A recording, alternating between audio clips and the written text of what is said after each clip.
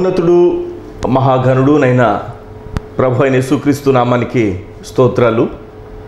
దైవజనునితో ముఖాముఖి అనే కార్యక్రమానికి మీ అందరికీ స్వాగతం. దేవుని యొక్క సన్నిధిలో పరిచర్య చేస్తున్నటువంటి అనేక మంది దైవజనులను వారితో సంభాషించడానికి, వారి ద్వారా అత్యంత అద్భుతమైనటువంటి దేవుని యొక్క కార్యాలు వినడానికి ప్రభు మనకిచ్చినటువంటి గొప్ప అవకాశం. ఈరోజు మనం ముచ్చటించడానికి, మనతో మాట్లాడడానికి, వారి యొక్క సాక్ష్యాన్ని పంచుకోవడానికి మన మధ్యలోనికి వచ్చారు దేవుని యొక్క సేవకులు, దైవజనులు రెవరెండ్ డాక్టర్ జోసెఫ్ మోజెస్ గారు. విజయవాడ పట్టణంలో దేవుని యొక్క పరిచర్యను చేస్తున్నటువంటి దేవుని యొక్క సేవకులు మనతో ఈరోజు ఉండడం మనందరి ఆశీర్వాదం. చిన్న ప్రార్థన చేసుకుని ఈ యొక్క కార్యక్రమాన్ని ప్రారంభించుదాం. సర్వోన్నతుడైన మా ప్రియ పరలోక తండ్రి, నీ పరిశుద్ధమైన నామానికి స్తోత్రాలు చెల్లిస్తున్నాను. దైవజనునితో ముఖాముఖి అనే ఈ కార్యక్రమం ద్వారా అత్యంత ఆశీర్వాదకరమైనటువంటి పరిస్థితిని మీరు కనపరుస్తూ అనేక మందిని బలపరుస్తున్నారు. ఈరోజు మా మధ్యలోనికి నీ సేవకులు జోసెఫ్ మోజెస్ అయ్య గారిని మీరు నడిపించిన దాన్ని బట్టి వందనాలు చెల్లిస్తున్నాను. వారితో ముచ్చటించేటువంటి మీ యొక్క గొప్ప కృపను అనుగ్రహించండి. ఈ యొక్క కార్యక్రమం ద్వారా అనేక మందిని ఆశీర్వదించండి. నాయన, మీ సేవకులు మీరు మీ యొక్క ఆత్మచేత అభిషేకించండి. యేసు నామములో అడుగుచున్నాను మా తండ్రి, ఆమేన్. ప్రైజ్ ది లార్డ్ అండి. Praise the lord brother. Sir, మీరు ఇక్కడికి రావడం చాలా సంతోషం. దేవుని యొక్క మహాకృపను బట్టి మీతో ఈ విధంగా కూర్చోవడం, మీతో కలిసి ముచ్చడించడం, ఆ యొక్క దేవుని యొక్క ఆత్మ ప్రభావాన్ని నేను ఇప్పుడే అనుభవిస్తున్నాను. చాలా సంతోషంగా ఉంది. It's a blessing to me. Thank you Jesus. మరి మీ యొక్క పూర్తి పేరు, మీ యొక్క వివరాలు ఒకసారి చెప్తే అనేక మంది విని, మీరు ఇప్పటికే ఆంధ్ర రాష్ట్రం చాలా ప్రాంతాల్లో తెలుసు, మరొకసారి మీ నోటితో వినాలని ఉంది. నా పూర్తి పేరు reverend doctor K Joseph Moses. Okay. ఒక 26 సంవత్సరాల నుండి సంపూర్ణ సేవలో ఉండి గాస్పల్ టార్చ్ చారిటబుల్ మిషన్ అనే పేరుతో దేవుడిచ్చిన దర్శన కొద్దీ సేవ చేస్తూ ఉన్నాను. అంతేకాకుండా నేను చేయగలిగినంత, చేతనైనంత, ఎవరు ఏ పెద్ద బృహత్తర కార్యక్రమం పెట్టాలనుకున్నా వారికి చేయగలిగిన సహకారం విజయవాడలోనే కాదు ఎక్కడైనా దేవుని రాజ్యం కోసం చేస్తూ ఉంటాను. ఓకే. ఏ గ్రామానికి చెందినవారు, ఏ ప్రాంతానికి చెందినవారు? మీరు ఏ గ్రామంలో పుట్టారు? అసలు ఏ ప్రాంతంలో పుట్టారు? మా నాన్నగారు గుంటూరు జిల్లా సత్తెనపల్లి దగ్గర క్రోసూరు మండలంలో ఉన్నటువంటి గుడిపాడు అనే ఒక చిన్న గ్రామం. ఓకే. మా అమ్మగారు మంగళగిరి. ఓకే. వారిద్దరూ వివాహం అయిన తర్వాత ఉద్యోగరీత్యా అనేక స్థలాలకి మారిపోయారు. ఓకే. నాన్నగారు ఉద్యోగి? ఇద్దరు. ఓకే. నాన్నగారు పోలీస్ డిపార్ట్మెంట్లో ఉండేవాళ్ళు. ఆయన ఆ రోజుల్లో డైరెక్ట్ సబ్ ఇన్స్పెక్టర్, అమ్మ నర్సుగా చేస్తూ ఉండేవాళ్ళు. ఓకే. చాలా సంతోషం అండి. ఉన్నతమైనటువంటి ఉద్యోగి యొక్క కుమారుడైన మీరు దేవుని యొక్క పరిచర్యలో ఉన్నతమైనటువంటి దేవుని యొక్క సేవ చేయడం నిజంగానే దేవుని యొక్క ప్రణాళిక ఇది. మరి మీ బాల్యకాలం ఎక్కడ కొనసాగింది? మీరు విద్యాభ్యాసం ఎక్కడ చేశారు? ఎక్కడ మీ యొక్క చదువుని కొనసాగించారు? బాల్యకాలము, విద్యాభ్యాసం నిజంగా చెప్పాలంటే ఓ రకంగా నవ్వొస్తుంది కూడా. ఎందుకంటే తరచుగా ట్రాన్స్ఫర్స్ వస్తూ ఉండేవి నాన్నగారు వాళ్ళకి. కాబట్టి ఫస్ట్ క్లాస్, సెకండ్ క్లాస్ విజయవాడలో ఉన్నాను. ఓకే. థర్డ్ క్లాస్ ఏలూరు వచ్చాను. మళ్ళీ ఒంగోలు ట్రాన్స్ఫర్ అయింది ఆ రోజుల్లో. ఏలూరు నుంచి ఒంగోలు వెళ్ళి మళ్ళీ అక్కడ థర్డ్ క్లాస్ చేరాను. ఫోర్త్, మళ్ళీ fifth, sixth, seventh, eighth Machilipatnam వచ్చాం. 9th, 10th మళ్ళీ విజయవాడ వెళ్ళాను. ఇంటర్మీడియట్ మళ్ళీ ఏలూరు సిఆర్ రెడ్డి కాలేజీకి వచ్చాను. వాళ్ళ డిగ్రీకి విజయవాడ లాయలా కాలేజీకి వెళ్ళాను. ఈ విధంగా ఒక చోట కాదు, అనేక చోట్ల, అనేక ఊర్లు, అనేక స్కూల్స్ మారడం జరిగింది. ఓకే.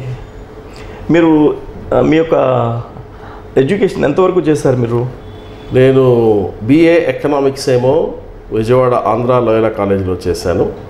MA హిస్టరీ ఆ రోజుల్లో కరెస్పాండెన్స్ కోర్స్ ఆంధ్ర యూనివర్సిటీతో చేశాను. ఓకే. సార్, మీరు నాన్నగారు సబ్ ఇన్స్పెక్టర్ ఆఫ్ పోలీస్ అని చెప్పారు. సాధారణంగా పబ్లిక్ ప్రజలకు పోలీస్ డ్రెస్ వేసుకున్నటువంటి వాళ్ళని చూస్తే ఒకంత ఎందుకో టెన్స్ ఫీల్ అవుతారు. డాడీ ఆ డ్రెస్లో ఉన్నప్పుడు డాడీ దగ్గరికి మీరు ఎట్లా వెళ్ళేవారు, లేకపోతే ఆ డ్రెస్ తీసిన తర్వాత ఆయన దగ్గరికి వెళ్ళేవారా, లేకపోతే ఏమన్నా మార్పు ఉండేదా, లేకపోతే ఆ సందర్భం గురించి మీరు ఏమన్నా జ్ఞాపకం ఉన్నది చెప్పదలుచుకున్నారా, చెప్తారా? డాడీకి వాస్తవంగా ఒక అద్భుతమైన లక్షణం ఉండేదండి. ఆయన చిన్నపిల్లల మధ్యలోకి వస్తే చిన్నపిల్లడు అయిపోయేవాడు. ఓకే. యూత్ సపోజ్ మా ఫ్రెండ్స్లోకి వస్తే ఆయన కూడా ఎవరొస్తులాగా ఉండేవాడు. యూత్ మళ్ళీ డిపార్ట్మెంట్లోకి వెళ్తే డిపార్ట్మెంట్ లాగా ఉండేవాడు. ఓకే. యూనిఫామ్ వేసుకుంటే ఆయన గాంభీర్యం మేము చూడలేంది. ఓకే. ఆయన స్టేట్లో పోలీస్ డిపార్ట్మెంట్లో 11 times best shot revolver. My goodness. 8 సార్లు అనుకుంటాను నాకు గుర్తుండి ఆల్ ఇండియా డ్యూటీ మీట్లో ఆంధ్రప్రదేశ్ టీంలో పార్టిసిపేట్ చేశారు. ఓకే. మంచి టెన్నిస్ ప్లేయర్ కూడాను. సో ఎక్కడికక్కడ ఆయన ఇమిడిపోయేవాళ్ళు. కానీ మేము ఏదైనా తప్పు చేసినప్పుడు ఆయన కోపం చూస్తే చాలా భయం వేసేది. ఓకే. అదే టైంలో he's a great friend to us. నేను మా డాడీ మాట్లాడుకుంటే ఎవరైనా కొత్త వాళ్ళు వింటే వీళ్ళిద్దరు తండ్రి కొడుకులా లేకపోతే ఫ్రెండ్స్ అనుకునేవారు. రేపు ఫ్రెండ్షిప్ డే రాబోతుంది కదా, డాడీని గుర్తు చేశారు. Thank you, he's our friend. Okay, చాలా సంతోషం. ఓకే, డాడీతో మీరు ఫ్రెండ్లీగా ఉండేటువంటి ఆ సందర్భం చెప్తున్నారు. నిజంగానే అలాంటి వాతావరణం ఉండడం అనేది దేవుని యొక్క ఆశీర్వాదం. మీ యొక్క నాన్నగారి పేరు, మీ అమ్మగారి పేరు, మీ బ్రదర్స్ అండ్ సిస్టర్స్ గురించి అన్నా? నాన్నగారి పేరు మురహరిరావు గారు. ఓకే. ఆయన 1998వ సంవత్సరంలో డిఎస్పీగా విజయవాడలో పనిచేస్తూ అడిషనల్ ఎస్పీ ప్రమోషన్ లిస్ట్లో ఉండి ఆ టైంలో ప్రభు దగ్గరికి వెళ్ళిపోయారు. ఓకే. అమ్మ నర్సుగా చేసేవాళ్ళు ఈఎస్ఐ డిపార్ట్మెంట్లో. ఆమె పేరు వజ్రం గారు. మేము 6 పిల్లలం నాన్నగారికి. ఓకే.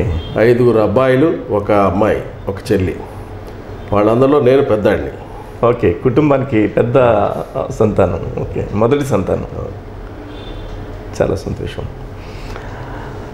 సరే, మీ యొక్క చదువుకునే సమయంలోనే ప్రభు అయిన యేసుక్రీస్తుని గురించి మీరు తెలుసుకున్నారా, లేదంటే నాన్నగారు అమ్మ ద్వారా తెలుసుకున్నారా? అసలు యేసుక్రీస్తు మీకు ఎలా పరిచయం అయ్యారు? మీది అసలు ఈ యొక్క బిబ్లికల్ ఫ్యామిలీ బ్యాక్గ్రౌండ్ ఫ్యామిలీనా? ఆ యొక్క ఫ్యామిలీ బ్యాక్గ్రౌండ్ ఏమన్నా మీరు చెప్పగలరా? ఇది చెప్పాలంటే నా పుట్టుక దగ్గరికి వెళ్ళిపోవాలి. ఓకే. నాన్నగారు పూర్తిగా క్రైస్తవేతర కుటుంబం, హిందూ కుటుంబంలోంచి వచ్చారు. ఓకే. అమ్మ నామకార్థ క్రైస్తవ కుటుంబంలోంచి వచ్చారు. అయితే వాళ్ళు వివాహం చేసుకున్న తర్వాత మొదటి గర్భంలో నేనున్నాను. అప్పుడు డాక్టర్లు పరీక్ష చేసి 7వ నెలలో ఫీటల్ హార్ట్ సరిగా లేదు, అపాయకరంగా ఉంది అని చెప్పారట ఆ పాత రోజుల్లో. ఓకే.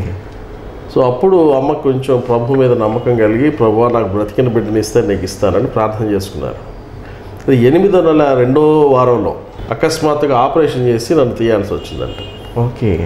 అది ప్రీమెచ్యూర్డ్ ఫీటస్. అవును కదా. సో ఆ రోజుల్లో ఉన్న మెడికల్ అడ్వాంటేజెస్ కానీ ఫెసిలిటీస్ కానీ చూస్తే ఆ స్టేజ్లో పుట్టినటువంటి ఏ శిశువు కూడా బ్రతకడం కష్టం. నెంబర్ 1, పొరపాటునట్టు బ్రతికితే చిన్న తల లేకపోతే పెద్ద తలకాయ, ఫిజికల్ ఇల్నెస్, మెంటల్ ఇల్నెస్ వీటితో ఉండేవాళ్ళట. ఓకే. డాక్టర్లు చూసి కాసేపట్లో 5-10 minutesలో చనిపోతాడని చెప్పారట బేబీని. నాన్నగారు కూడా వచ్చి ఒక్క చేతిలో ఇలాగా అలా పట్టుకొని కళ్ళనీళ్ళు పెట్టుకొని అక్కడ పెట్టేసి వెళ్ళిపోయారంట. ఓకే. పావుగంట అరగంటకు ఒకళ్ళు రావడం, ఏంటంటే ఇంకా చనిపోలేదా అని అడగడం, వెళ్ళిపోవడం. ఆ మాట అడగగానే మా అమ్మగారి గుండెల్లో భారంతో భయంతో, ప్రభువా తండ్రి యేసయ్య నాకు జీవంగల కొడుకు నువ్వు నీకు ఇచ్చుకుంటానని ప్రార్థన చేసుకోవడం మొదలుపెట్టాను. ఓకే. సో ఆ విధంగా ఆశ్చర్యకరంగా దేవుడు నన్ను బ్రతికించాడు. బ్రతికించడం ఒకటే కాదు, నన్ను ఫిజికల్గా ఈ పర్సనాలిటీ స్టేచర్ చూసిన డాక్టర్ జయసింగ్ అని మెడ్రాస్ మెడికల్ కాలేజ్లో ప్రొఫెసర్. ఆయన అన్నారు, Moses I don't believe that you are a prematured baby after seeing your physical features. Quite natural. So చిన్నప్పటి నుంచి అమ్మ అప్పుడు చర్చ్కి వెళ్ళడం మొదలుపెట్టింది. నేను ఏ అల్లరి పని చేసినా, ఎక్కడైనా తప్పు చేశానని తెలిసినా, రే నువ్వు దేవుని సేవ చేయాలి జాగ్రత్త అని వార్నింగ్ ఇస్తూ ఉండేవాడు. ఓకే. సో ఆ విధంగా చర్చికి వెళ్ళి రావడం మొదలుపెట్టి, అయితే నాన్నగారు పెద్ద వచ్చేవాళ్ళు కాదు అంత క్రమంగా. ఓకే. అప్పుడప్పుడు అమ్మ కోసం వచ్చేవాళ్ళు. కొన్నిసార్లు అమ్మ తెల్లవారుజామున లేచి కళ్ళనీళ్ళు పెట్టి గట్టిగా కొంచెం ఏడ్చి ప్రార్థన చేసుకుని, ఆ రోజుల్లో చిన్న చిన్న ఇళ్ళు కదా, అవును, అందులో కొన్ని చోట్ల మేము ఎక్కువగా పోలీస్ క్వార్టర్స్లో ఉండేవాళ్ళం. అవును. క్వార్టర్స్లో ఈ ఇంట్లో సౌండ్ ఆ పక్కన వినపడుతుంది. ఓకే. అదే పొద్దున్నే ఏంటి పనికిరాని ఏడుపులు, నువ్వు ఇలా చేస్తేనే ప్రార్థన ఏసై వింటాడా, మానయ్య అని చాలాసార్లు తిట్టడం, కొన్నిసార్లు కొట్టడం కూడా జరిగింది. ఓకే. మా ఊహ తెలిసి.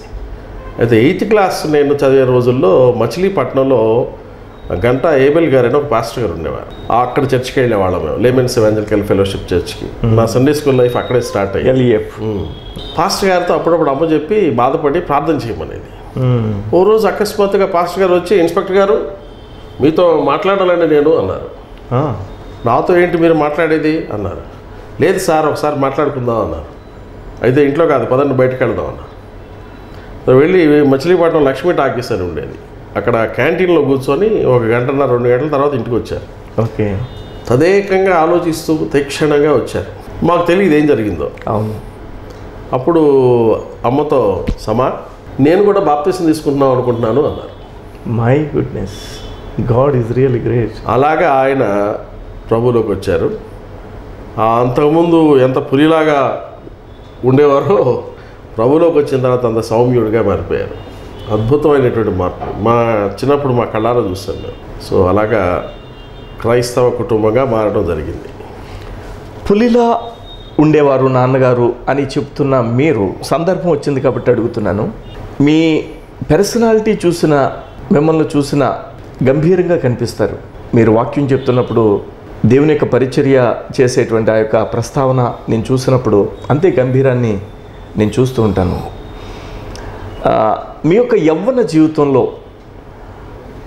నాన్నగారు ప్రదర్శించినటువంటి ఆ యొక్క గంభీరతను ప్రదర్శిస్తూ ఆ యొక్క కాలేజీ డేస్లో మీరు కాస్తంత రౌద్రంగా ఉండేవారా, లేకపోతే మామూలుగా ఉండేవారా? ఎట్లా ఉండేవారు మీరు మీ యొక్క ఆ యొక్క యంగ్ స్టేజ్లో, యూత్ లైఫ్లో మీ యొక్క లైఫ్ ఎట్లా ఉండేది అసలు? ఓ రకంగా చెప్పాలంటే కొంచెం రౌడీస్టిక్గా ఉండేది. దాన్నే కరెక్ట్గా అనాలిసిస్ చేస్తే మంచి రౌడీ అని చెప్పొచ్చు.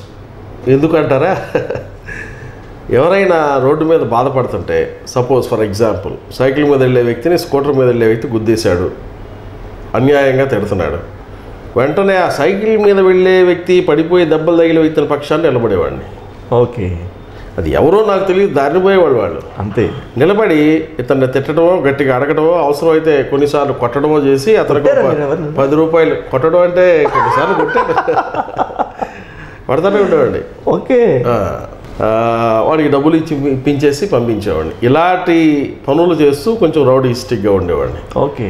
ఒక రకమైన పేదల పట్ల, అక్కర్లో ఉన్న వాళ్ళ పట్ల ఒక కన్సర్న్ కనబడితే ఆ రోజుల్లో ఏలూరు సర్ సిఆర్ రెడ్డి కాలేజీలో రాడికల్ స్టూడెంట్స్ యూనియన్ లీడర్స్ కూడా నాతో మాట్లాడి నన్ను వాళ్ళ టీంలోకి తీసుకోవాలని 5-6 సార్లు ప్రయత్నం చేశారు. అదేంటో కూడా నాకు తెలియదు ఆ రోజుల్లో. కానీ తమ్ముడు నీతో మాట్లాడాలి తమ్ముడు అంటే, పదన్నా వస్తా అన్నా అనుకోండి. ఎందుకో ఆ సమయాలు మాకు కోయిన్సైడ్ అవ్వాల. ఓకే. అలాగా అక్కడి నుంచి మరి వేరే ఊరు వెళ్ళిపోవడం జరిగింది. దేవుని యొక్క ప్రణాళిక ఇప్పుడు ప్రస్తుతం మీరున్న ఈ పరిస్థితిని దేవుడు ఉంచాలని అప్పుడు బహుశా అది తప్పించుంటారు. దాంట్లో ఇక అనుమానం లేదు. చాలా అది ఆ సెటప్ నుండి తప్పించబడడం. కొన్నిసార్లు ఉద్యోగ ప్రయత్నాలు చేశా, ఉద్యోగ ప్రయత్నాల్లో సెలెక్ట్ అయ్యా. ఓకే. కానీ నీ ఏజ్ చాలేదు, వెళ్ళిపో అన్నారు 2 సార్లు. ఓకే. అలా తప్పించబడడం అనేది దేవుని యొక్క ప్రణాళిక నెరవేర్పులో భాగం అని ఆ తదుపరి కాలంలో నాకు అర్థమైంది. ఓకే. ఆ రోజుల్లో ఏం తెలియలే, ఇంట్రా సెలెక్ట్ అయిన ఎవరు వయసు తక్కువ అయితే ఏమైంది అనుకునేవాడిని తెలియక. ఓకే. మీరు ఆ యొక్క చదువుని కొనసాగించిన తరువాత ఏం చేస్తారు? మీరు ఏదైనా జాబ్లో జాయిన్ అయ్యారా? మీరేం చేస్తారు? నేను వాస్తవంగా ఇంటర్మీడియట్ చదివే రోజుల్లోనే రక్షణ పొందడం జరిగింది. ఆ రోజుల్లో మాకు విజయవాడలో కెప్టెన్ జాన్ హెన్రీ భాస్కర్ గారని ఆయన మా పాస్టర్ గారుగా ఉండేవాళ్ళు. ఓకే. ఆయన విజయవాడలో సంఘాన్ని టేకప్ చేసిన రోజు it was like A family. రక్షణ పొందాను. ఓకే. చిన్నప్పటి నుంచి అమ్మ ఏం చెప్పేవాళ్ళు, నువ్వు సేవ చేయాలి జాగ్రత్త అనేవాడు. అవును. సో నేను ఎదిగే కొంది నాన్నగారు 3rd క్లాస్ చదివేటప్పుడు నుండి నన్ను ఆయనతో పాటు గార్డ్ చెక్కింగ్కి తీసుకెళ్లేవాళ్ళు. అర్ధరాత్రులు తెల్లవారుజామున లేపి ఫైరింగ్ రేంజ్కి తీసుకెళ్లేవాళ్ళు. అలాగా ప్రతినిత్యం స్పోర్ట్స్, గేమ్స్, NCC అన్నింట్లో ఎంకరేజ్ చేశారు. ఓకే. ఆఖరికి ఆ రోజుల్లో మార్షల్ ఆర్ట్స్ బాగా ఫేమస్. మీకు వచ్చు? మార్షల్ ఆర్ట్స్ మీరు నేర్చుకున్నారు అన్నీ. ఆయన ఉద్దేశం ఏంటంటే నా కొడుకు ఐపీఎస్ ఆఫీసర్ అవ్వాలి. ఓకే. సో ఇంట్లో అమ్మకి నాన్నకి అప్పుడప్పుడు డిస్కషన్ పడేది. అప్పుడు కొంతకాలం తర్వాత ఒక డెసిషన్కి ఎలా వచ్చారంటే ముందు వాడు ఐపీఎస్ ఆఫీసర్ అవ్వాలి, ఆ తర్వాత కొంతకాలం సర్వీస్ చేయాలి, ఆ తర్వాత రిజైన్ చేసి సేవ చేస్తాడు. ఓకే. అంటే ఆయన మనసులో ఏముందో నాకు తెలియదు. మొత్తానికి దీనికి అమ్మా నాన్న ఇద్దరు అంగీకారంలోకి వచ్చారు. నేను కూడా దానికి సిద్ధపడ్డాను. ఓకే. సో నేను 9th క్లాస్ చదివేటప్పుడు మా మాస్టర్ గారు ఆనందరావు మాస్టర్ గారు ఉండేవాడు సివిఆర్ స్కూల్ విజయవాడలో. ఆయన నన్ను ఇలా చూస్తూ అరే ఎస్పీ అనేవాళ్ళు. ఓకే. అదొక మనసులో పడిపోయింది. ఇంటర్మీడియట్ చదివే రోజుల్లో ఎకనామిక్స్ లెక్చరర్గా ప్రకాష్ రావు గారు ఉండేవారు. మాకు you are walking like an IPS officer అనేవాళ్ళు. అలాగే ఎక్కడ చూసినా నాకు ఇదే వచ్చింది. ఓకే. సో నాకు మనసులో కూడా అది ఫ్రేమ్ అయిపోయింది. సో ఆ విధంగా ముందుకు రావాలనేది అప్పట్లో బలమైన వాంఛ నాన్నగారికి కానీ మాకు కానీ. అట్లా అవుదాం అనుకున్న మీరు ఏదైనా వేరే జాబ్లోకి వెళ్ళారా అసలు, లేకపోతే ఎట్లా కొనసాగింది? చదువు అయిన తర్వాత నేను సేవ చేద్దామా, ఐపీఎస్ ప్రిలిమినరీస్కి రెడీ అయిపోదామా అనుకునే పరిస్థితుల్లో ప్రిలిమినరీస్కి వెళ్ళిపోవాలి అనుకున్నాను. ఇక్కడ ఆ టైంలో నా ఫ్రెండ్ ఒకడు వచ్చి ఒరే మల్టీనేషనల్ కంపెనీ నీకు మంచి టాలెంటెడ్, నువ్వు why don't you become a marketing executive. Okay. అంటే జస్ట్ ఊరికి సరదాగా వెళ్ళి అప్లై చేశా. Okay. All India marketing manager ఆయన కూర్చొని 2 క్వశ్చన్స్ వేశారు. నన్ను చెప్పేశాను యువర్ అపాయింటెడ్ అన్నాడు. ఒరే ఆయన నాకెందుకు వచ్చిన కూడా నా ఐడియా వేరు కదా అనుకొని I will come and see you tomorrow sir అని చెప్పి వచ్చేసారు. ఓకే. నాతో ఉన్న వాళ్ళు అన్నారు నీకు జాబ్ ఇస్తానంటే నువ్వు వచ్చేస్తావండి, అంత మంచి అవకాశం పోగొట్టుకున్నావు, మాకు రావట్లేదు. అవును కదా. సో 2వ రోజు సరే let me do for some time, కొంతకాలం చేద్దామని అలా చేయడం మొదలుపెట్టాను. నా మనసులోనేమో దేవుని సేవ చేయవలసి ఉంది అని అమ్మ చెప్పిన మాట గుర్తొస్తుంది. అది పదే రోడ్డు మీద వెళ్ళినప్పుడు కుంటి వాళ్ళని చూసినా, గుడ్డి వాళ్ళని చూసినా, ఫిజికల్లీ ఛాలెంజ్డ్ చూసినా, మెంటల్ ఇల్నెస్లు ఉన్న వాళ్ళని చూసినా, నేను కూడా అలా ఉండవలసిన వాడిని, దేవుడు నన్ను కరుణించి ఈరోజు నీ స్థితికి తీసుకొచ్చాడు, ఎప్పటికైనా నేను దేవుడి సేవ చేయాలని ఒక ప్రభావం నా మనసులో ఎప్పుడూ పరిశుద్ధాత్మ దేవుడు ఇస్తూ ఉండేవాడు. రెండోది yes let me go for IPS, అది రెండోది ఎప్పుడూ ఈ సంఘర్షణ జరుగుతూ ఉండేది నాకు. దీనిలో జస్ట్ కంటిన్యూ అవుతూ నెలవారీ జీతం వచ్చినప్పుడు కొంతమంది పాస్టర్స్కి, మిషన్ సంస్థలకి కొంత కానుకలు ఇస్తూ నేను కూడా సేవ చేస్తున్నాను, నాకు నేను తృప్తి పడుతూ ఉండేవాడిని. ఓకే. అప్పుడు 1990 మే 9th and 10th ఓకే. మన సైడు చాలా పెద్ద సైక్లోన్ వచ్చింది. అవును. ఆ సైక్లోను 9th నేను నా కొలీగ్ ఇద్దరము గుంటూరు వెళ్ళి వర్క్ చేసాం. మధ్యాహ్నం నుండి we just stayed in the lodge. Heavy cyclone. బయట బాల్కనీలో కూర్చొని చూస్తుంటే హోర్డింగ్స్, చెట్టు కొమ్ములు ఎగిరిపోతున్నాయి గాలికి. ఓకే. మాకు తినడానికి తిండి లేదు, తాగడానికి నీళ్లు లేవు, టీ లేదు, కాఫీ లేదు, టిఫిన్ లేదు, ఏమీ లేవు. ఆ రాత్రంతా గడిపేశాం. తెల్లారి పొద్దున వర్షం తగ్గింది కానీ గాలి బాగా పడుతుంది. వెళ్ళిపోదాం అనుకున్నాం. అప్పుడు యమహా RX 100 మోటార్ సైకిల్ ఉండేది. అది ఇద్దరం కలిసి వస్తే గుంటూరులో బయలుదేరితే ఇంజిన్ స్టార్ట్ చేయలేదు నేను. ఈ గాలికి 60-70 కిలోమీటర్ స్పీడ్లో మోటార్ సైకిల్ వెళ్ళిపోతుంది. My goodness. జస్ట్ గాలికి. ఓకే. బాగా సరదాగా ఉంది. యంగ్ కదా. ఇద్దరు కేరింతలకుండా రోడ్లన్నీ ఖాళీ, ఎక్కడెక్కడ చెట్లు పడిపోయి, స్తంభాలు పడిపోయి, ట్రాఫిక్ ఆగి ఎవరు తిరిగేవాళ్ళు లేరు. కేరింతలు కొట్టుకుంటూ వస్తుంటే నాగార్జున యూనివర్సిటీ దగ్గర ఆ రోజుల్లో టూ వే రోడ్, అది నేషనల్ హైవే అయినా బండి స్కిడ్ అయి పడిపోయింది. ఓకే. పడిపోయారు. పడ్డం 30 to 40 feet డొల్లుకుంటూ వెళ్ళిపోయాను. ఓకే. ఆయన ఈ పక్కన ఉన్నాడు, నేను బండి ఇక్కడ. మెల్లగా లేచి దగ్గరకు వచ్చి బండి లేపి అలా నుంచోబెట్టి, ఆయన లేపి ఒక చోట కూర్చోబెట్టి అలా నుంచుంటే అకస్మాత్తుగా నా కళ్ళు బయర్లుగా చూపు పోయింది. ఓకే. ఏం జరుగుతుందో అర్థం కావట్లేదు. ఒక్కసారి తల అన్ని నిమిరి చూసుకున్నా ఎక్కడైనా దెబ్బలు ఉన్నాయేమో అని అనిపించాల. ఇంకొంచెంపట్లో ఊపిరి పీల్చలేకపోతున్నాను, వదలలేకపోతున్నాను. ఏమవుతుందో అర్థం కాని ఒక కంగారు, కలవరం, భయం, ఆందోళన అన్నీ ఒక్కసారి వస్తే ఎలా ఉంటుంది. అప్పుడు ఆ బండి మీద అలా వంగిపోయి మనసులో నోటి మాట బయటికి రానల్లా మనసులో ప్రభువా నాకు ఒక అవకాశం నేను సేవ చేస్తాను వెరీ గుడ్, వెరీ గుడ్ అని అనుకుంటున్నా. అలాగా ఒక 3-4 మినిట్స్ టైంలో 2-3 సార్లు అనుకున్నాను. అప్పుడు కొంచెం ముజరుగా కనపడడం మొదలైంది. ఓపిక కూడగట్టుకొని ఎక్కడో పక్కన బండి ఉంటే బండ మీద కూర్చొని ప్రార్థన చేసుకుంటున్నాను. అప్పుడు స్వరం వినపడుతుంది, come back to my fold, నా దగ్గరికి తిరిగిరా. నాకు అర్థమైంది, God is dealing with me. Very good. Yes lord అన్నాను, అంతే. ఇలా ఒక ట్రాన్స్లోకి వెళ్ళి ఏదో జరిగిన తర్వాత మళ్ళీ మామూలు అయిపోతే ఎలా ఉంటుంది నార్మల్సీ, అలా వచ్చేసింది నాకు. ఓకే. ఎస్ లార్డ్ అని ఎప్పుడైతే అన్నానో ఐ బికేమ్ నార్మల్.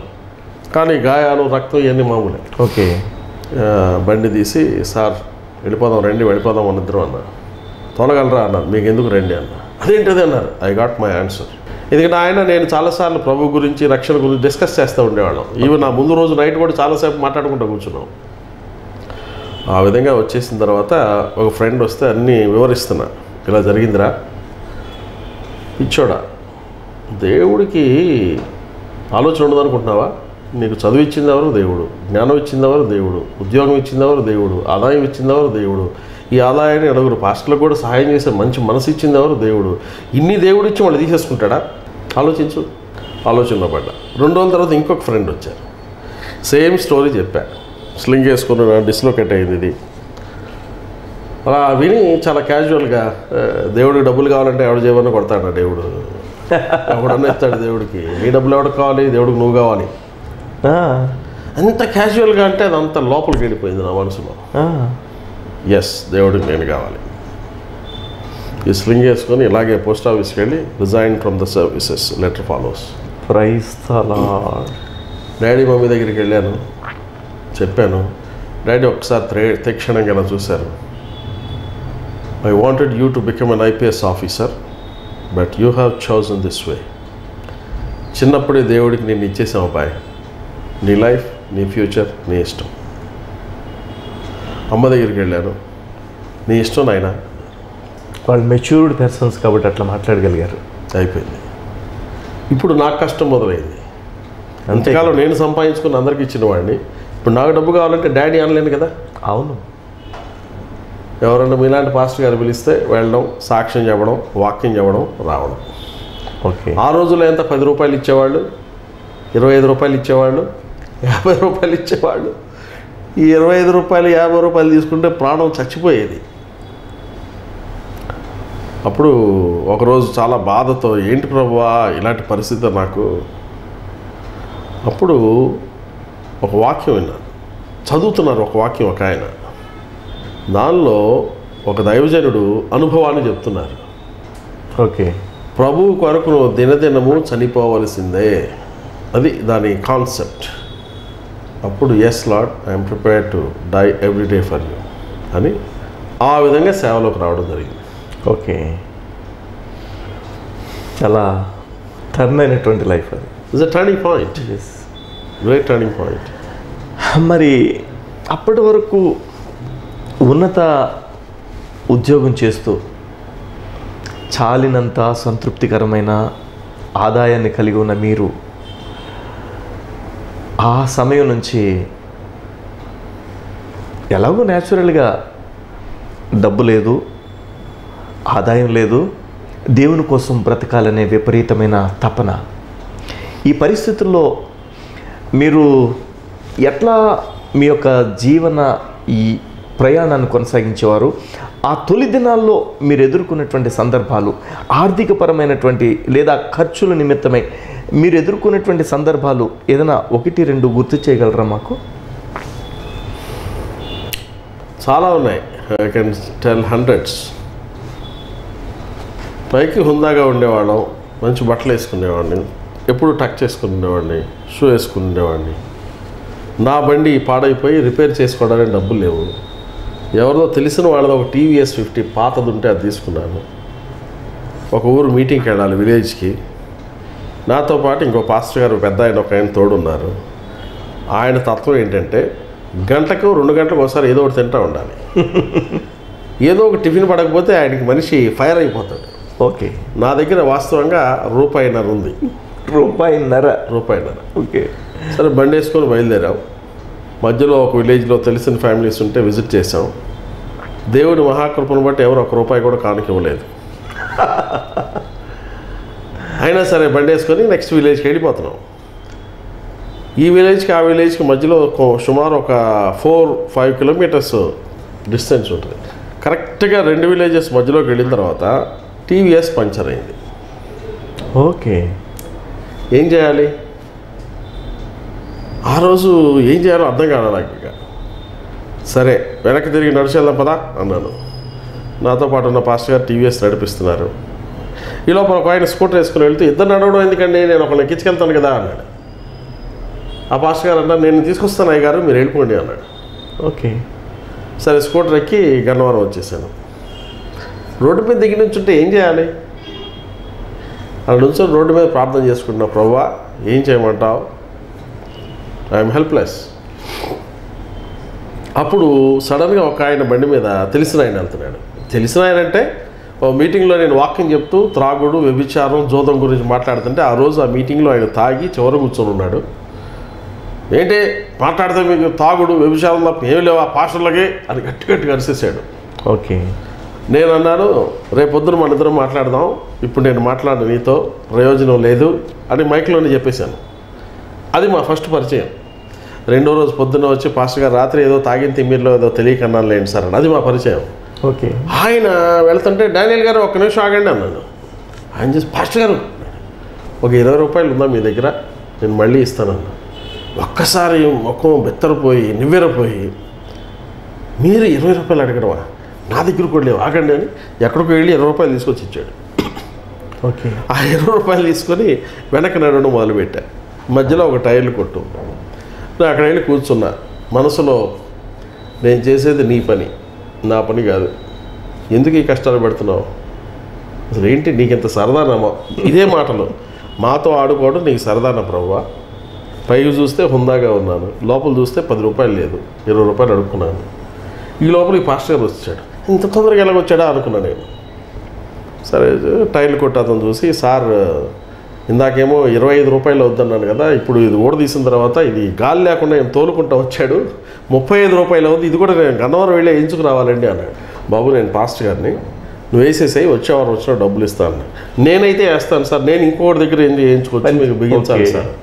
ఆ పక్క నుంచి 2 కుర్రాళ్ళు వచ్చారు. అయ్యి భాష, పాస్టర్ గారి బండికి పంచర్ వేసారా, మేము చూసుకుంటాం అన్నారు.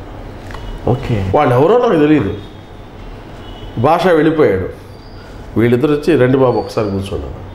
పాస్టర్ గారు, మీరు పాస్టర్ గారు అని మాకు తెలిసింది కాబట్టి మేము ఆ ఖర్చు వదలుచుకున్నాము. బాబు నేను ఊరికి తీసుకోను, మీరు ఒక 10 నిమిషాలు కూర్చొని నా సాక్ష్యం చెప్తాను, అప్పుడు మీరు కానుక ఇవ్వచ్చు, బాగుంటుంది అని. కూర్చుని ఇద్దరు నా సాక్ష్యం విన్నారు.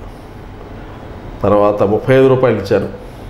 ఆ ఎదురుగా వాళ్ళు ఎన్నో చిన్న పూరిపాక పాపం అక్కడ తీసుకెళ్ళి ప్రార్థన చేయించుకొని మళ్ళీ ఓ ₹10 చేతిలో కానుక పెట్టి,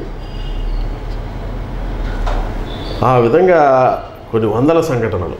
ఓకే. 1 కాదు 2 కాదు. ఓకే. ఈ సంఘటనలన్నీ విశ్వాసాన్ని బలపరిచాయి, పదును పెట్టాయి, నిరీక్షణలోకి నడిపించాయి. అవును. మీ గురించి నేను విన్నాను,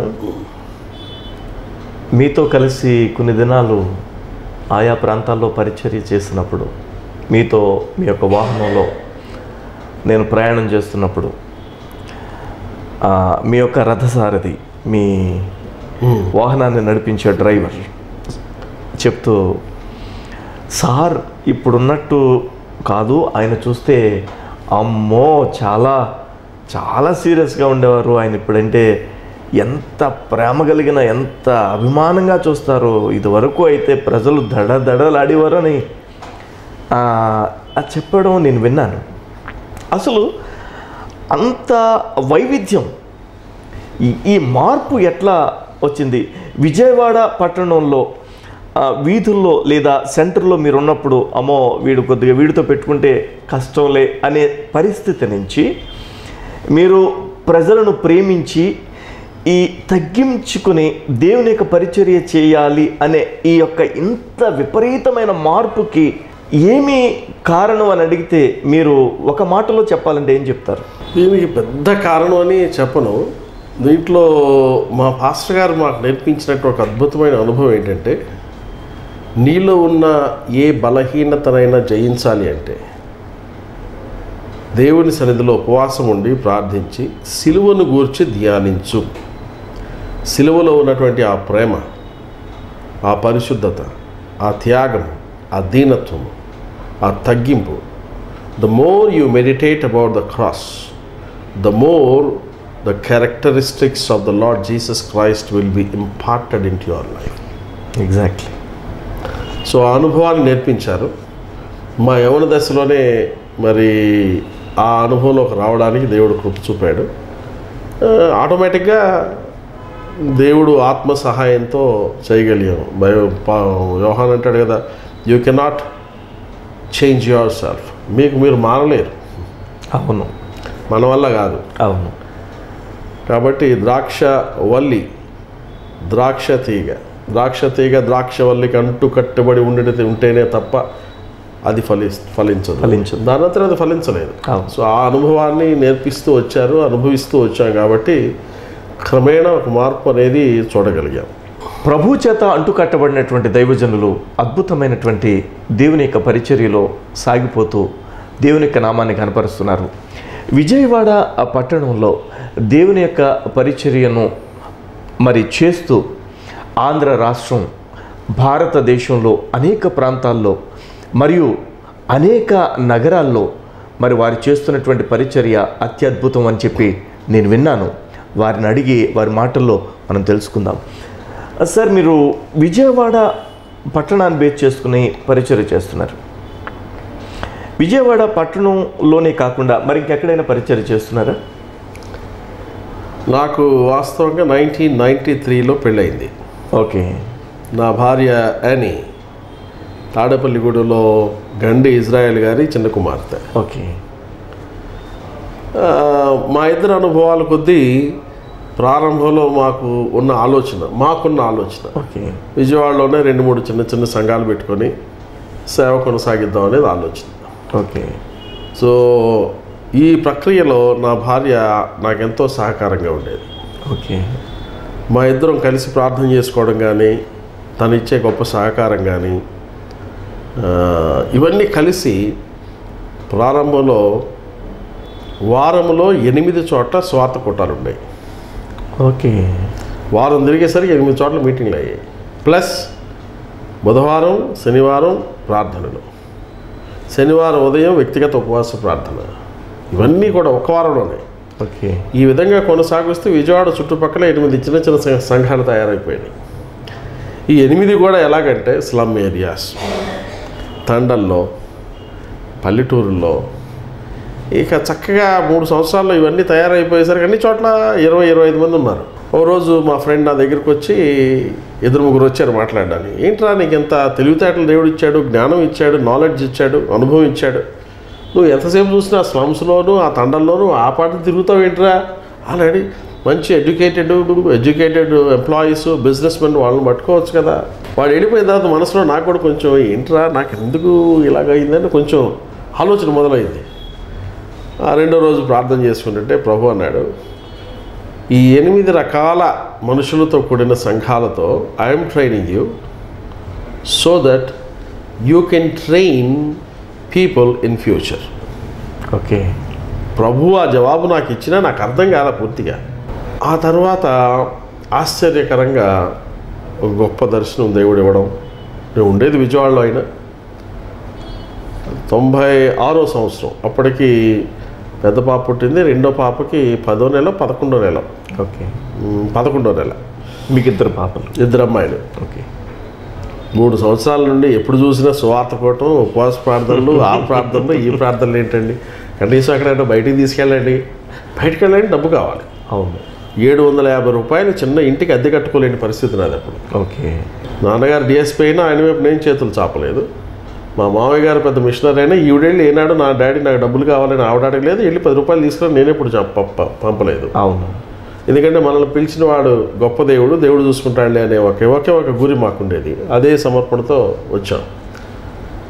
ఈ పరిస్థితుల్లో సరే నువ్వు డబ్బులు పోజేయి ప్రార్థన చేద్దాం, నేను డబ్బులు పోజేస్తా ప్రార్థన చేద్దాం అనుకున్నాం. నాన్నగారిని అడిగాం. వైజాగ్లో వాళ్ళ కజిన్ బ్రదర్ వెడ్డింగ్ ఏదో వస్తే వెళ్ళాలి. నాన్నగారిని, నాన్న కారు ఇస్తారా మీరు 6 రోజులు అంటే వేసుకెళ్ళండి రా అన్నారు. Police constable driver. ఓకే. సరే ఈ అరకు వ్యాలీ అని సీలేరు అని ఇవన్నీ వినడం తప్ప ఏం తెలియదు నాకు. సో వైజాగ్లో పెళ్లి చూసుకొని అటు నుంచి అటు అయినా చూసొద్దాం అనుకున్నాం. ఆ రోజుల్లో ఈ రోజుల్లో జీపీఎస్లని లేకపోతే మ్యాప్స్ అని లేవు, ఇవేమీ లేవు కదా. సరే ఆగస్ట్ 27th పెళ్ళి అయిపోయింది. 28th వైజాగ్లో ఉన్నాం. వైజాగ్ నుంచి బయలుదేరాం. అది ఇయర్ ఏ సంవత్సరం? 1996 ఆగస్ట్. ఓకే. బయలుదేరి పాడేరు వెళ్ళాం. అరకు వ్యాలీ బొర్రా గుహలు ఇవన్నీ చూసి పాడేరు వెళ్ళాం. నెక్స్ట్ డే అక్కడ నుండి బయలుదేరి చింతపల్లి మీదుగా సీలేరు వెళ్ళి నర్సీపట్నం దిగి అక్కడ నా ఫ్రెండ్ దగ్గర ఉండాలి. ఓకే. Night stay. అంటే ఇవన్నీ నాకు తెలియదు. ఘాటి రూట్లు చాలా టైం పట్టుదు ప్రయాణానికి, ఇవన్నీ తెలియదు. జస్ట్ క్యాల్కులేషన్ అంతే. అయితే సీలేరు వెళ్ళి చూసి వెనక్కి రావడానికి లేట్ అయింది. దారకొండ అనే ఫారెస్ట్లో వస్తున్నాను. నేనేం చేశాను, డ్రైవర్ ఫ్యామిలీని కూడా తీసుకురమ్మను, మాకు కూడా తోడు ఉంటారు కదా. ఆయనకు కూడా భార్య, 2 చిన్న పిల్లలు. సరే సరదాగా వస్తున్నాం. డ్రిజ్లింగ్. సాయంత్రం 6:30-7 అవుతుంది. దారకొండ ఫారెస్ట్ ఏరియా వస్తున్నాం. ఈ లోపల కారు వెనకాల టక్ టక్ టక్ టక్ టక్ టక్ మన సౌండ్ వస్తుంది. బికారీ భాయ్ ఏదో సౌండ్ వస్తుంది చూడు అన్న. ఏం లేదు లేండి సార్ అన్న. కాదు, నాకు అనుమానం ఉంది, మీరు మెల్లగా తోలుతా ఉండండి, నేను కారు వెనకాల పరిగెత్తా వింటాను. మెకానిక్ కాదు కదా ఆయన. సరే అని ఇద్దరం, సరే సార్ ఆపండి సార్, వీల్ నట్లు లూజ్ అయిపోయినాయి సార్. My goodness. చీకటి. ఆ రోజుల్లో మాకు పెద్ద అవగాహన లేదు ప్రాంతం మీద. కానీ అందరూ చెప్పుకునే దాన్ని బట్టి పోలీసులు వస్తారో, నక్సలైట్లుగా పిలువబడే అన్నలు వస్తారో, దొంగలు వస్తారో, అడవి మృగాలు వస్తాయో మాకు తెలియదు. నేను ఆయన బయటికి దిగి నుంచొని జల్లు పడుతుంది. ప్రభువా ఏంటి అంత బుద్ధి లేనివాడిని నేను, పసిపిల్లలతో వస్తా టార్చ్ లైట్ కూడా తెచ్చుకోలేకపోయినాని తిట్టుకుంటున్నా. ఓకే. ఇంకో రకంగా ప్రార్థన చేసుకుంటున్నా. ఒక 10 నిమిషాలు, పావుగంట తర్వాత ఒక కొండ పై నుండి ఒక లైట్ కనపడుతుంది, ఎలా వస్తూ ఉంది. ఒక ప్రక్కన సంతోషం, రెండో ప్రక్కన భయం. ఎవరో ఏంటో. అది ఇప్పుడు తిన్నగా వస్తున్నారా? లేదు, అది వంకర తిరుగుతూ వస్తున్నారు. ఒక 20 feet దూరంలో నుంచొని మా వైపు టార్చ్ లైట్ వేశారు. ఎవరు మీరు అన్నారు. నేనేమన్నాను, మీరెవరు అన్నా. అంటే ధైర్యంగా కాదు, లోపల భయంతో. కానీ మేకపోతు గాంభీర్యం అంటారు కదా. మా ఈయన ఏం చేశాడు, జాకీ రాడ్ వెనకాల పట్టుకొని నుంచొని ఉన్నాడు. ఎందుకో ఎవరో తెలియదు, అందులో పోలీస్ ఆయన కదా. అవును. దగ్గరకు రండి అన్న. వచ్చాను. టార్చ్ లైట్ ఒకసారి ఇస్తారా, పని ఉందంటే. మేము అర్జెంట్గా వెళ్ళిపోవాలండి అన్నారు. ఒక్క నిమిషం ఆగి, ఈయన పాస్టర్ గారండి, విజయవాడ నుంచి వచ్చారు. పాస్టర్ గారండి, ప్రజలాడండి. హల్లెలూయా. కొంచెం టార్చ్ లైట్ ఇచ్చారు. గబగబా నెట్లన్నీ టైట్ చేసేసుకున్న తర్వాత నేను ఉండబట్టలేక, మీరు ఎవరు, ఎక్కడి నుంచి వస్తున్నారు ఏంటని అడిగి, అప్పుడు మేము 2 కొండలు దాటి వస్తున్నామండి, 3 మైళ్ళు నడిచి వచ్చామండి, ఇంకో మైలు దూరం వెళ్తే అక్కడ వేసిపోయి ప్రార్థన జరుగుతుందండి. మీకు కొండల లోపల ప్రార్థన మందిరాలు ఏమి లేవా అని అడిగాను. మాకు ఉండవండి, రోడ్ పాయింట్లోనే ఉంటాయండి. ఓకే. అలాగా ప్రార్థన చేసుకున్నారు. విజయవాడ వచ్చేసాం. విజయవాడ వచ్చిన తర్వాత ప్రార్థన చేస్తున్నాను నేను, నా రెగ్యులర్ ప్రేయర్. అప్పుడు దేవుడు ఒక తెలియని భారం నా హృదయంలో ఆ ప్రాంతం పట్ల మొదలుపెట్టాడు. మేమిద్దరం ఏదో విజయవాడలో చిన్న చిన్న సంఘాలు 2-3 పెట్టుకొని చేసుకుందాం అనుకుంటే ఈ ఆలోచన మొదలైంది. ఇంకో స్వరం ఏముంటుంది, నీవు 1250 రూపాయలు, అప్పుడు ఇల్లు మారాం, 1250 రూపాయలు ఇల్లు అద్దె కట్టలేకపోతున్నావు, నువ్వు వెళ్ళి చేసే పని కాదు ఇది, ఫారిన్ ఫండ్స్ అయ్యి వచ్చేవాడు వాళ్ళు వెళ్ళి చేయాలి, నీ వల్ల కదయా అంటే దేవుడు మాట్లాడుతున్నాడు, నేను రిజెక్ట్ చేస్తున్నాను. ఓకే. 1997 జనవరి డాక్టర్ శామ్ కమలేసన్ గారు, great leader, friends missionary prayer band వ్యవస్థాపకుడు. ఓకే. ఆయన విజయవాడలో FFBB క్రూసైడ్ పెడితే ట్రాన్స్లేట్ చేయడానికి నన్ను అడిగారు. ఓకే. ఒక్కరోజు చేయండి, రెండో రోజుకి పలానా వాళ్ళు వచ్చేస్తారు అని చెప్పారు. నాకు టైం లేదండి, నేను వేరే మీటింగ్స్లో ఉన్నాను. లేదు, రెండో రోజు వెళ్ళిపోయి మళ్ళీ వచ్చారు. మూడో రోజు నాకు టైం లేదండి, వేరే మీటింగ్ ఉంది, ఏమనుకోవద్దు. 4 రోజుల తర్వాత డాడీ ఫోన్ చేశారు. అరే బాబు పెద్ద ఒకసారి ఇంటికి వచ్చి వెళ్ళు అన్నారు. ఇంటికి వెళ్ళేసరికి ఈ కమిటీ మెంబర్స్ అందరూ కూర్చొని ఉన్నారు. ఓకే. నాకు అర్థమైంది, బ్రదర్స్ వచ్చారు చూడు, సాధారణంగా నేను నీ వాటి యాక్టివిటీస్లో ఇన్వాల్వ్ అవ్వను, బట్ బ్రదర్స్ వచ్చారు ఇంటికి అన్నారు. Okay, I can understand his mind. Okay daddy అన్నాను. కానీ దైవజనులు శామ్ కమలేసన్ గారికి నేను ట్రాన్స్లేట్ చేస్తూ ఉండగా ఆ 4 రోజులు ఉదయం, మధ్యాహ్నం, సాయంత్రం ఆ అనుభవాలన్నీ దేవుడు నాకు ఇచ్చిన దర్శనాన్ని మలిచాయి. Reach the unreached. Okay. So ఆ విధంగా చిన్న సేవ చేద్దాం అనుకున్న అల్పులైన మాకు పెద్ద అవగాహన సంస్థలు, సంఘాలు మాకు పెద్ద తెలియదు వాస్తవంగా. ఈ విధమైన దర్శనం దేవుడిచ్చి కొనసాగించే కృపను అప్పటి నుంచి ప్రసాదించాడు. ఉన్నతమైనటువంటి కుటుంబంలో పుట్టిన మీరు, ఉన్నతమైన కుటుంబానికి చెందిన దేవుని యొక్క సేవకురాలు, మీ యొక్క సౌకర్యాలను, మీ యొక్క విలాసవంతమైనటువంటి జీవితాలను ప్రభు కొరకు ప్రక్కన పెట్టి దేవుని యొక్క పరిచర్యను మరి తండాలలో, మరి స్లమ్ ఏరియాలలో చేస్తూ వారిని ప్రభు కొరకు గెలవడం అనేటువంటి గొప్ప అద్భుతమైనటువంటి మనస్సు ప్రభు ఇచ్చారు.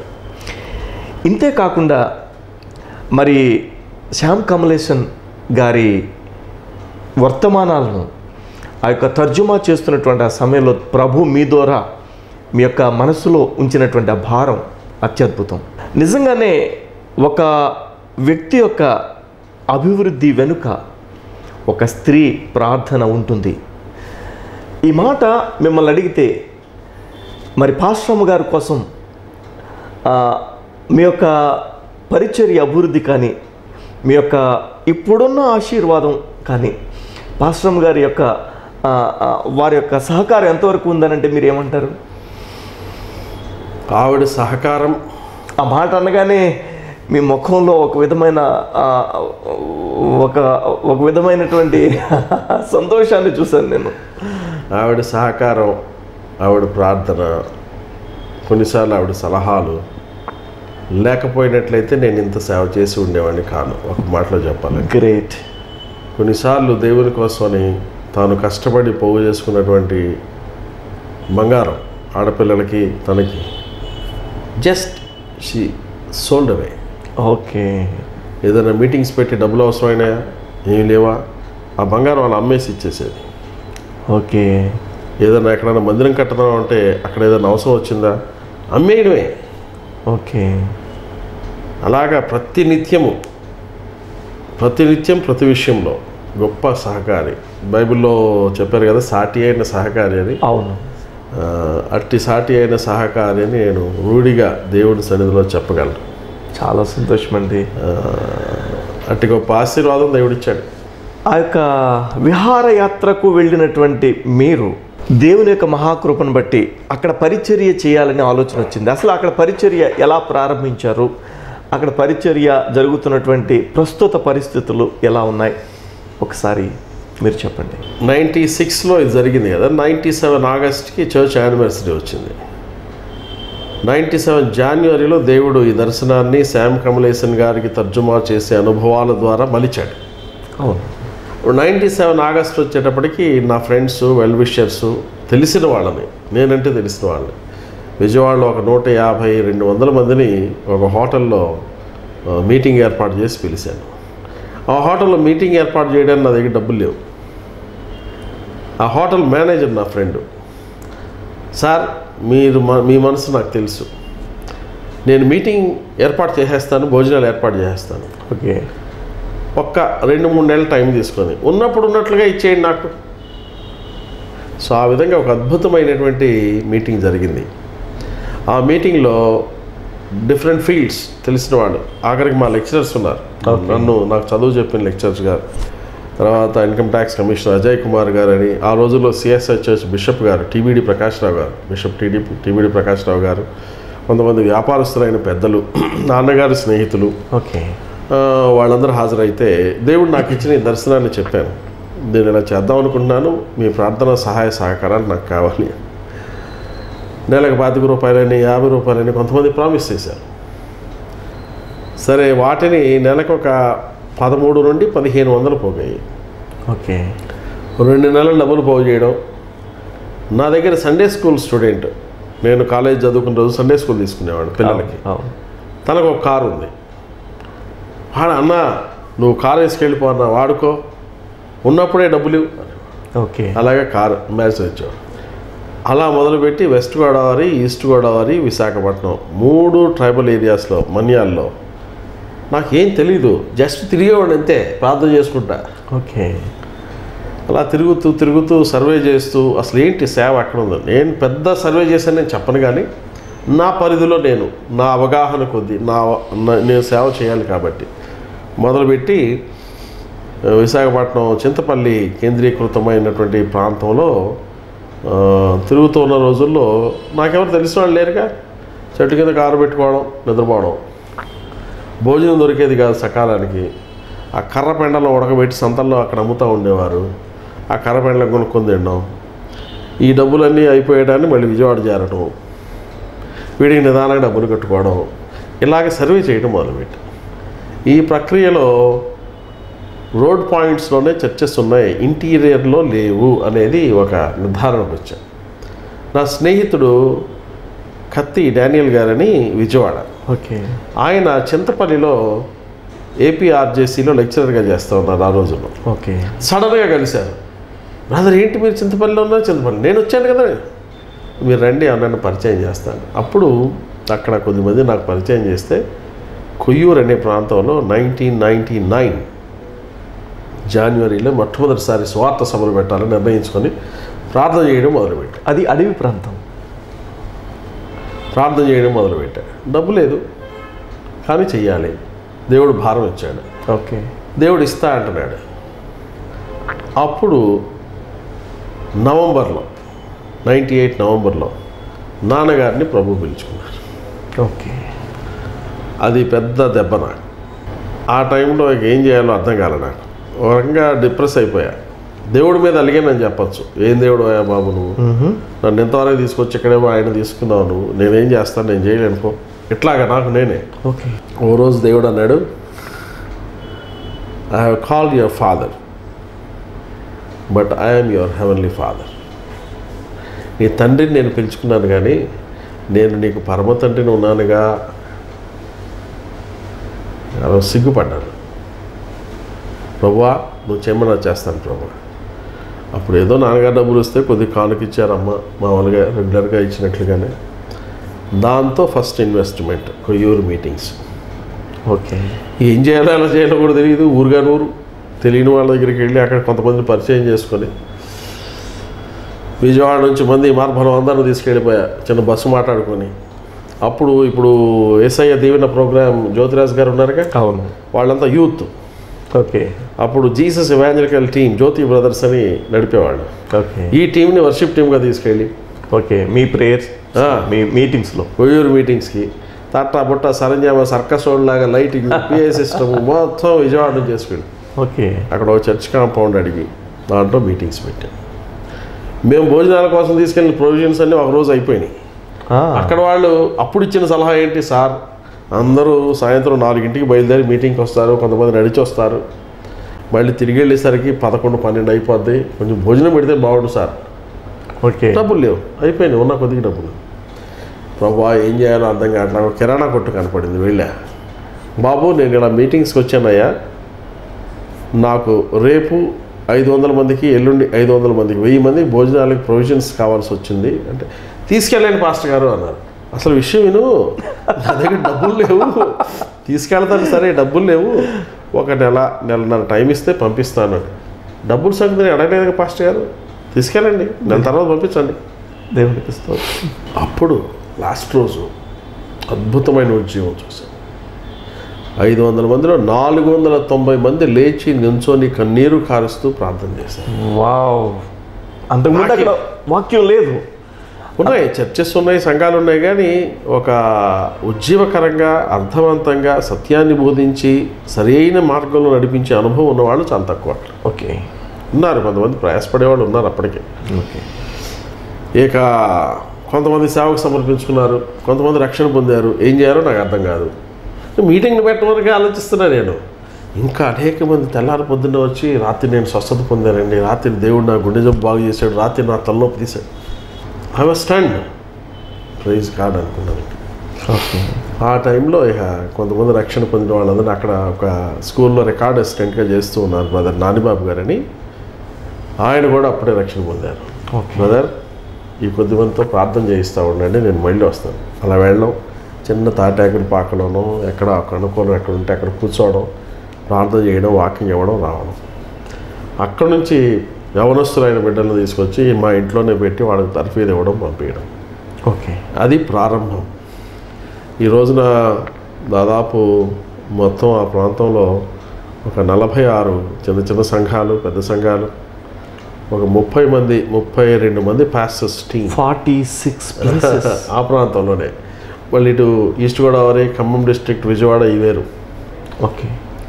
సో అలాగా దేవుడు ఆశీర్వదిస్తూ వచ్చాడు. దేవునికి స్తోత్రం.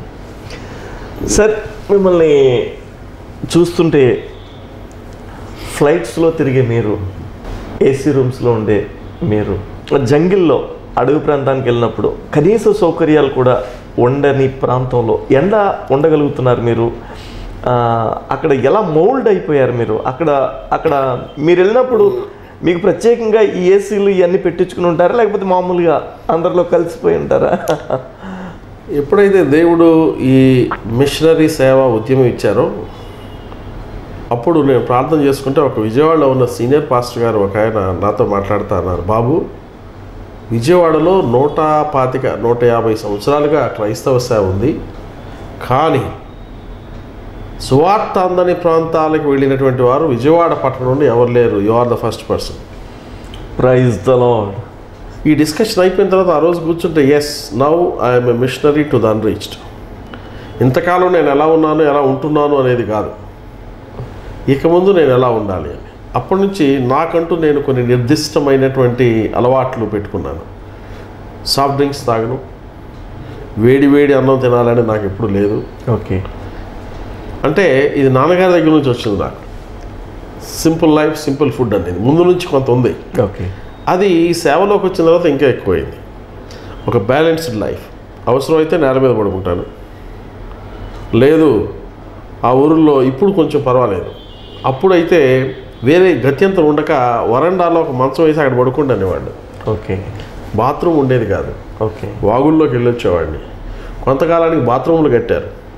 ఎవరో ఇంట్లో బాత్రూమ్కి పర్మిషన్ అడిగి వచ్చి నన్ను అక్కడికి పంపించేవాడు ఇంట్లో ఉంటూ. ఇవన్నీ ఆ పరిచర్య పట్ల ఒక ప్యాషన్ అనేది ఉంది కాబట్టి చేయగలిగాం, లేకపోతే చేయలేము. సో ఆ బ్యాలెన్స్డ్ లైఫ్ అనేది, I can stay in a small hut, I can go to a 7-star facility. శాన్ ఫ్రాన్సిస్కోలో ఒక రోజు నేను వెళ్ళగానే ఓ మంచి 7-star హోటల్లో సూట్ ఇచ్చారు నాకు. నేను అన్నాను, నాకు వద్దు, డబ్బు ఖర్చు వద్దు, ఆ డబ్బు పేదలకు ఉపయోగించవచ్చు మనం అన్నాను. మేము మా దగ్గరికి వచ్చినట్టు మిమ్మల్ని గౌరవించడం మా ధర్మం సార్ అన్నారు వాళ్ళు. ఆ సూట్లోకి వెళ్ళగానే 3 గదులు, కాలు వేస్తే కుషన్, మంచం మీద కూర్చుంటే కుషన్, కూర్చొని కాళ్ళని నీళ్ళు పెట్టుకున్నాం. ప్రభువా, do I need all these facilities? ఒక 4 రోజులు పడుకోవడానికి కావాలా? డబ్బు వేస్ట్ కదా. అయినా వాళ్ళు ప్రేమతో ఇచ్చారు. కాబట్టి ఆ అనుభవం దేవుడు నేర్పాడు, ఎందుకంటే ఆయన సేవకు అవసరం కాబట్టి. That's all I can say. దీంట్లో మన గొప్పతనం అంటే ఏం లేదు.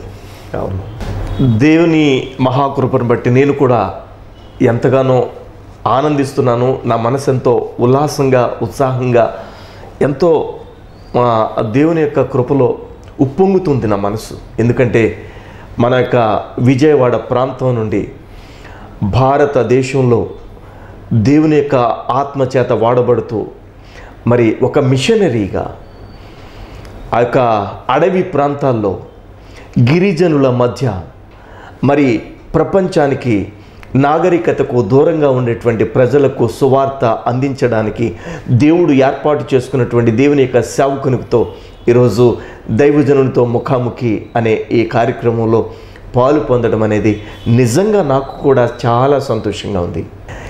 మరి నేటి దినాల్లో సేవ చేయడానికి వస్తున్నటువంటి ఈ జనరేషన్ సౌకర్యవంతమైనటువంటి, విలాసవంతమైనటువంటి పరిచర్యకు, ఆ యొక్క కట్టుబాట్లకు లేదా ఆ పరిస్థితులకు మరి కేవలం దానికి అలవాటు పడినటువంటి ఆ యవ్వన సేవకులకు లేదా అలాంటి పరిస్థితులకే అలవాటు పడినటువంటి విశ్వాస సమాజానికి అన్రిచ్డ్ పీపుల్ గురించి మీరు ఇచ్చేటువంటి ఒక చిన్న మాట ఏదైనా ఉందా? దేవుని సేవని వైడర్ పర్స్పెక్టివ్లో మనం చూస్తే కొన్ని సెగ్మెంట్స్లో మినిస్ట్రీలో సాతానుడు చాలా కుయుక్తిగా ప్రవేశిస్తూ ఉన్నాడు.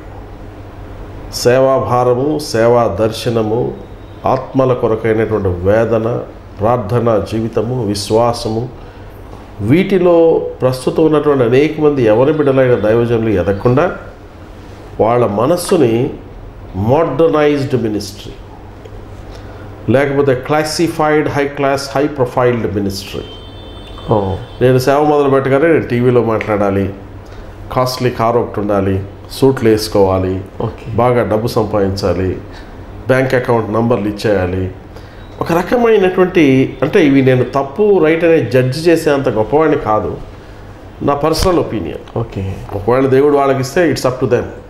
కానీ వీటి వైపు మనస్సు పెట్టడం ద్వారా ఉండవలసినటువంటి ఆ దిశ, ఆ గురి తప్పిపోతుందేమో అని నెంబర్ 1 నేను అనుకునేది. నశించిపోతున్న ఆత్మ అనేది పేదవాడైనా, గొప్పవాడైనా, గిరిజనుడైనా, అగ్రవర్ణాల వాడైనా ఎవరైనా ఒకటే, అంతే కదా. కానీ కొంతమంది ఏమంటారంటే నన్ను ప్రత్యేకంగా దేవుడు వారి కొరకు పిలిచాడు అంటే కాదు. ఆత్మ అంటే ఆత్మ రక్షణ అంటే ఆత్మరక్షణే, అంతే. Every soul is the same value in the sight of the lord. Exact. So కొంత ట్రెండ్ అనేది, కొంత మార్పు వచ్చేసింది. అంటే తెలుగులో మనకు మాట చూసారా, లోకం పోకడని. అవును. ఆ పోకడలు దేవుని సేవలో రాకుండా, దేవుడు నిజంగా ఎవరెవరికి ఏ దర్శనం ఇచ్చాడో, ఏ భారం ఇచ్చాడో, ఏ గురి ఇచ్చాడో దానికి స్టిక్ ఆన్ అయి కట్టుబాటుతో ముందుకు సాగగలిగితే అటు జీవితాలు ఆశీర్వాదకరంగా ఉంటాయి. వాళ్ళు కొన్ని వేల మందికి ఆశీర్వాదకరంగా ఉంటారు. అది నేను నమ్మిన సత్యం, నేను అనుసరించడానికి ప్రయత్నిస్తున్న సత్యం. ప్రస్తుతం వస్తున్నటువంటి యవనస్తులైన బిడ్డలకు అనేక మందికి నేను చెప్పగలిగిన సత్యం కూడా అది. అవును. దేవుని యొక్క కృపను బట్టి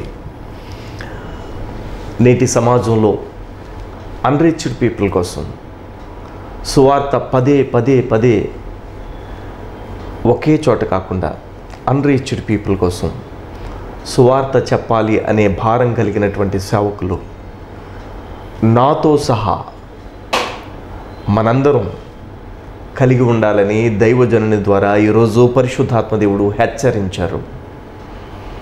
సువార్త విన్న మనం సువార్త చెప్పాల్సిన బాధ్యత ఉంది అని ఈరోజు దైవజనునితో ముఖాముఖి కార్యక్రమం ద్వారా అత్యద్భుతంగా పరిశుద్ధాత్మ దేవుడు బయలుపరుస్తూ ఉన్నారు. సార్, మీతో కలిసి కూర్చోవడం, ఈ విధంగా మాట్లాడడం చాలా సంతోషంగా ఉంది. ఇంకా మాట్లాడాలని ఉంది, నాకు చాలా ఆనందంగా ఉంది. భారతదేశం, భారత ప్రజలు, భారత రైతాంగం, భారత పారిశ్రామికవేత్తలు, భారతదేశంలో ఉన్న నాయకులు రక్షించబడాలని, భారతదేశంలో ఉన్న ప్రజలందరూ ఆశీర్వదించబడాలని మీలాంటి దేవుని ఆత్మచేత నడిపించబడుతున్న దైవజనుల యొక్క ప్రార్థన ఆశీర్వాదాలు అవసరం. మీరు వారి కొరకు ప్రార్థన చేయాలి. మనం ఒక నిమిషం మీరు ప్రార్థన చేస్తే మీతో ఏకీభవిస్తున్నాము. లక్షలాది మంది ప్రజలు మన ప్రార్థనలో ఏకీభవిస్తున్నారు. చిన్న ప్రార్థన చేద్దాం. ప్రేమగల ప్రభువా, కృపగల తండ్రి, సర్వోన్నతుడా, సర్వశక్తివంతుడా, సజీవుడైనటువంటి రక్షకుడా, మహోన్నతుడా, మహిమాన్వితుడా, మహాఘనుడా, ఈ సాయంత్ర సమయంలో ఈ నీ దాసునితో, దైవజనునితో ముఖాముఖి కార్యక్రమంలో పాల్పొంది అనేక అనుభవాలు మీరు ఇచ్చినవి పంచుకునే కృపను మీరు ఇచ్చారు. వందనాలు. ఇది అనేక మందికి ఆశీర్వాదకరమైన కార్యక్రమంగా మీరు చేయండి.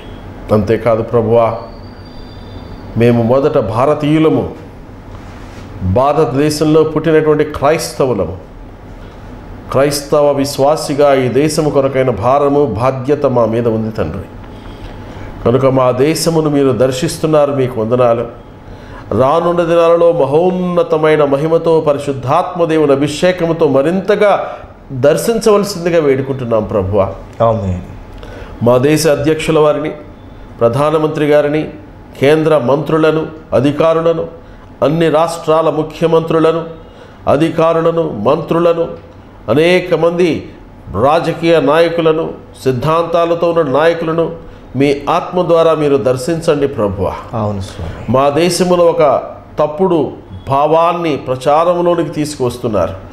మత మార్పిడి అనే భావాన్ని తీసివేసి ఇది మనస్సు మార్పిడి, జీవిత మార్పిడి అనే లోతైన గ్రహింపులోనికి మమ్మల్ని తీసుకుని రండి ప్రభువా. ఒక చెడిపోయిన వ్యక్తి బాగుపడుతున్నాడంటే అది మనస్సు మార్పిడి.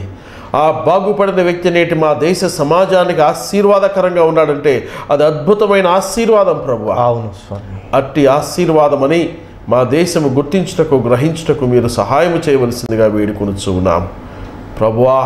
మా దేశంలో ఉన్నటువంటి అధికార యంత్రాంగాల్ని, త్రివిధ దళాలను, దళాధిపతులను, రైతులను, నాయన వ్యాపారస్తులను, విద్యార్థులను, ఉద్యోగస్తులను, పారా ఆర్గనైజేషన్స్ వారిని, ప్రతి ఒక్కరిని మీరు దర్శించండి. మీ సిలువ ప్రేమ ప్రత్యక్షత, మీ మహిమ వారికి చూపించండి. అంతేకాదు క్రైస్తవ సంఘాలను, సహవాసాలను, సంస్థలను, బైబిల్ కాలేజెస్ని మీరు దర్శించండి. ఆశతో, ఆసక్తితో వస్తున్నటువంటి విద్యార్థులను మీరు దర్శించండి. సువార్త అందని ప్రాంతాలలో సువార్త ప్రకటించడానికి కావలసిన భారాన్ని, దర్శనాన్ని మీరు దయచేయండి ప్రభు. అలాంటి ప్రాంతాల్లో సేవ చేస్తున్న అనేక మిషనరీ సంస్థలకు వనరులు లేవు. అట్టి వారికి మీరు వనరులు దయచేయండి ప్రభువా. ఇది ఒక్కరు ఒక సంస్థ చేస్తే అయ్యేది కాదు ప్రభువా. మా దేశంలో అనేక మందిని మీరు లేవనెత్తి యోవేలు గ్రంథంలో మీరు ఇచ్చినటువంటి ప్రవచనము, వృద్ధులపైన, యవనస్తులపైన, బాలులపైన నీ ఆత్మను కృమ్మారిస్తారని చెప్పిన ప్రవచనము మా దేశంలో నెరవేర్చి మీ రాజ్యమును కట్టుకొని మీ నామమును మహిమపరచుకోండి. ఈ సమయాన్ని మా కొరకు మీరు ప్రతిష్ఠించేందుకు వందనాలు చెల్లించుకుంటూ ఈ దాసులు, మా ప్రియ సహోదరులు గఫూర్ షేక్ గారిని బలపరిచి ఇంకా అనేక మంది అనుభవ సాక్ష్యాల ద్వారా వీక్షిస్తున్నటువంటి అనేక వేల మందికి ఆశీర్వాదకరమైన పరిచయం చేయుటకు మీ కృపను ప్రసాదించమని యేసయ్య నామంలో స్తుతించి, ప్రార్థించి, ఆరాధించి వినయ మనసుతో, విశ్వాసంతో అడిగినవన్నీ పొంది ఉన్నామని నమ్ముచు వేడుకొనుచు ఉన్నాము తండ్రి. ఆమేన్. ఆమేన్. ఆమేన్. ఇది దైవజనునితో ముఖాముఖి అనే కార్యక్రమం. ఈరోజు కార్యక్రమంలో అద్భుతమైనటువంటి అంశాలను మనం చూసాం, విన్నాం. మన మధ్యలోనికి రెవరెండ్ డాక్టర్ జోసెఫ్ మోజెస్ గారు అద్భుతమైన సాక్ష్యం ఇచ్చారు. వారి కొరకు, వారి యొక్క పరిచర్య కొరకు, మరి సువార్త అందని ప్రాంతాల్లో వారు చేస్తున్నటువంటి పరిచర్య కొరకు ప్రార్థన చేయండి. వారికి అండగా, వారికి దేవుని యొక్క అవసరాలు అన్నీ కూడా దేవుడే తీర్చేటట్టుగా ప్రార్థనా సహకారం అందించండి. దేవుడు మిమ్మల్ని అందరినీ దీవించును గాక. మరొక సమయంలో మరొక దైవజనునితో ముఖాముఖి అనే ఈ కార్యక్రమంలో పాలు పొందుదాం. దేవుడు మిమ్మల్ని అందరినీ దీవించునుగాక. సార్, మీతో కలిసి ఈ విధంగా మాట్లాడడం చాలా సంతోషం. మీరు మా మధ్యలోనికి రావడం చాలా సంతోషం. దేవుడు మిమ్మల్ని, మీ పరిచర్యను ఆశీర్వదించాలని మనసారా కోరుకుంటున్నాను. Thank you very much. It's a blessing. You are my beloved brother. ఆమేన్. In Christ. ఆమేన్. Thank you. ఆమేన్. Thank you.